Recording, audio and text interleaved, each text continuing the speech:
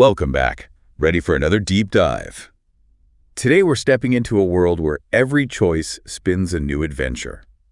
It's a story all about fairy tales, but with a twist, where happily ever after is just the beginning. It really plays with those classic elements in unexpected ways. It reminds us that even familiar stories can hold surprises. Keeps you on your toes, right? Mm-hmm. So our scene opens with Dorothy and her friends, Alice, Wendy, the gang, just finishing up another adventure. They're strolling along the yellow brick road, which, by the way, now has these silver threads woven through it, a little souvenir from their last escapade. But here's where things get interesting. They stumble upon a crossroads, literally. And not just any crossroads. This is the crossroads of tales, a pivotal point in their journey. It's like the story itself is giving them a choice, a chance to decide what happens next. Love that. A chance to choose their path. And as with any good crossroads, there are guides. In this case, it's Beanpunzel, guardian of growing tales. Okay, picture Rapunzel, but instead of hair, she has these amazing vines covered in glowing beans. Each bean holds the seed of a new story. Oh, that's a fun visual. Right, and then there's Fairy Wolf, who's this amazing mix of the big bad wolf and a benevolent fairy godmother. It's like a walking paradox, Just like storytelling itself. You never know what twist or turn is coming next. I'm already intrigued. A fairy wolf. Right. So Beanpunzel, with a twinkle in her eye, she presents our heroes with a gift. A single glowing bean, a seed for their next adventure. Each of them whispers a wish, their own desire for what kind of story they want to experience. It makes you think, what would your wish be? Right. It's like the story is inviting us to imagine our own paths.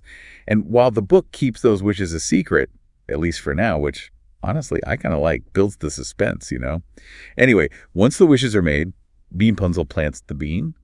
And what happens next? Oh, wow. This is where the visual storytelling just shines. It's not your average beanstalk situation, is it? Not even close.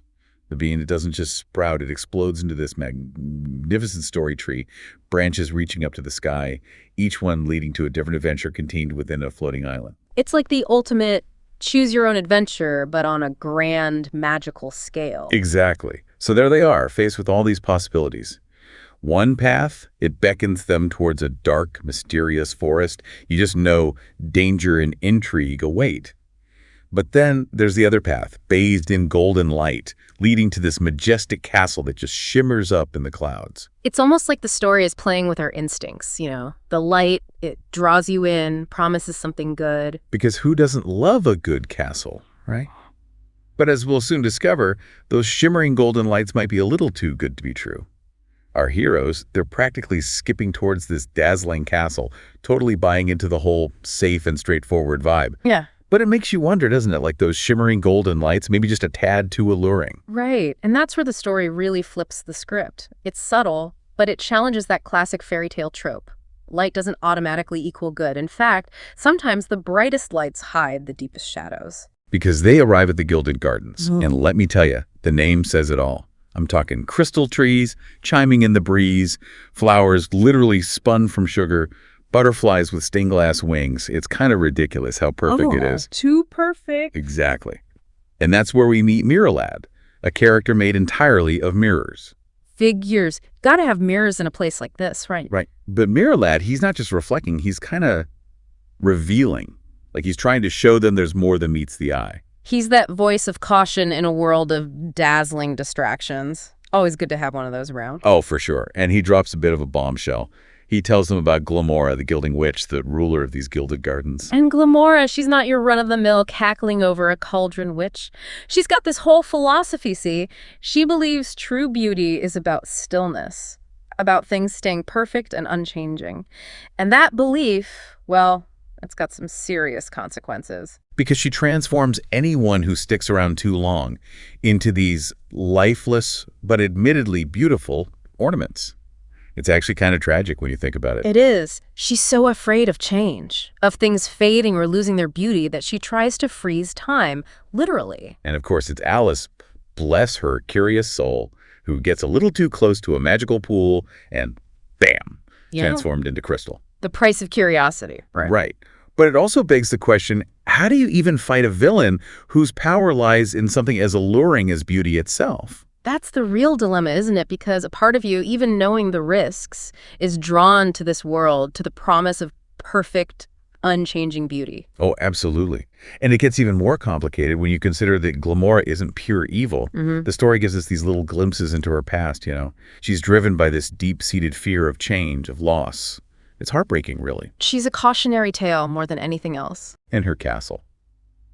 Speaking of cautionary tales, what do you make of the fact that her castle is basically one giant illusion? Like, whoever steps inside, it shows them back this idealized version of themselves.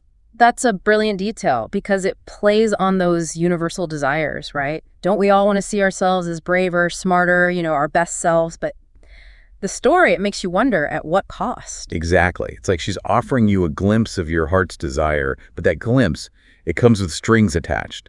Even our usually fearless Lionhatter starts to fall under her spell. His courage, it's literally crystallizing before their eyes. Talk about a high-stakes situation. Right. And it's Wendy, our resident storyteller, who realizes what's happening. She steps in, reminds everyone that true beauty isn't about being frozen in time. It's about growth, about embracing change, even when it's messy and unpredictable. It's a powerful message, and it comes at just the right moment. Because remember that prism of perspectives, the key to breaking Lamore's spell. Cheshire Wizard, he makes an amazing discovery. He finds it, of all places, hidden in Glamora's own shadow. Talk about symbolism. Like, for all her talk about perfect reflections, she's got this part of herself she's trying to keep hidden. Exactly. It reminds us that no one is all light or all shadow. We've all got those hidden depths.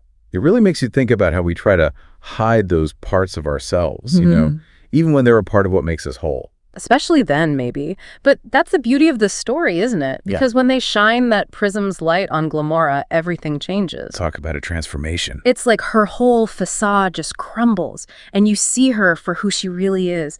Not this all-powerful witch, but someone who's deeply, deeply lonely, trapped by her own need for control, for things to stay the same. She's almost fragile. Yeah. In that moment, you realize she's not just a villain. She's someone who needs help, needs to heal. And that's what gets me, because instead of trying to destroy her, they offer her compassion. And that compassion, it's what allows her to finally let go, to remember who she was before fear took over. The gardens, too. Remember those crystal trees, the sugar flowers? They come back to life, but it's different now. Not so perfect. But it's like they're breathing again. Vibrant, wild, just bursting with life. True beauty, right. Right. And Alice, she's back to normal too. Curiosity still burning bright. Thank goodness for that. Wouldn't be the same without her, would it? But it makes you realize the journey isn't over for any of them. Because they end up right back at a crossroads, ready for their next adventure. Full circle, just like you said. I love how this story reminds us that life isn't about reaching some picture-perfect ending. It's about those twists and turns, the unexpected detours, all those messy, beautiful moments that make up the journey. And the choices, right? We always have a choice in how we move through those moments, whether we cling to the illusion of perfection or embrace the messy reality of growth and change. So as we wrap up this deep dive, I'm curious, what path would you choose at the crossroads of tales? What story are you ready to write?